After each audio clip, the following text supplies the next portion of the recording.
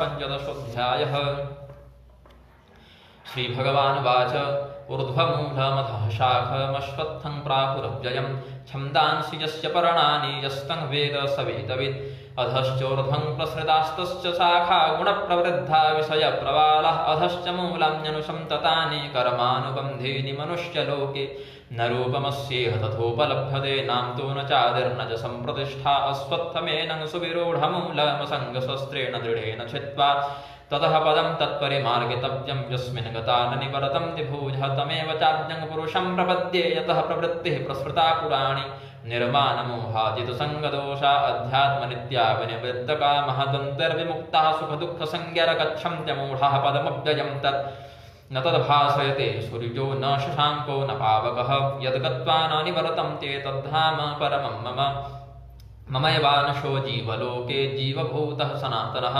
मनः षष्ठानीन्द्रियाणि प्रकृतिस्थानि कर्षति शरीरं यदवाप्नोति यच्चाप्युत्क्रामतीश्वरः गृहीत्वैतानि संयाति वायुर्गन्धानि वासयात् श्रोत्रं चक्षुस्पर्शनं च रसनं घ्राणमेव च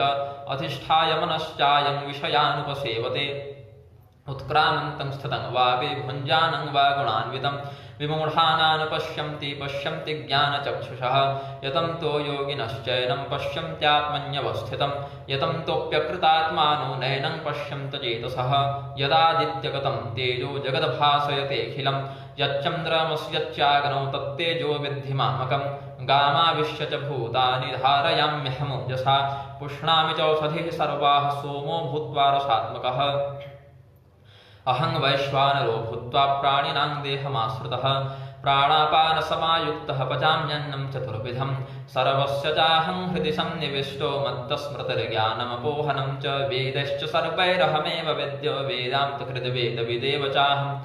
द्वाविमो पुरुषो लोके क्षरश्चाक्षर एव च क्षरः सर्वाणि भूतानि कूटस्थोऽक्षर उच्यते उत्तमः पुरुषस्त्वन्यः परमात्मेत्युदाहृतः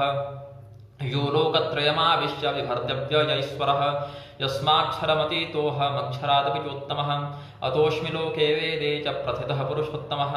यो मामेवमसम्मूढो जानाति पुरुषोत्तमं स सर्वविद्भजति मां सर्वभावेन भारत इति गुह्यतमं शास्त्रमिदमुक्तं मया नघ एतद्बुद्ध्वा बुद्धिमान् स्यात् कृतकृत्यश्च भारत। कुछ तकनीकी खराबी हो जा रही है, मैं क्षमा प्रार्थी हूँ उसके लिए, क्योंकि सिग्नल पर तो किसी का नियंत्रण है नहीं।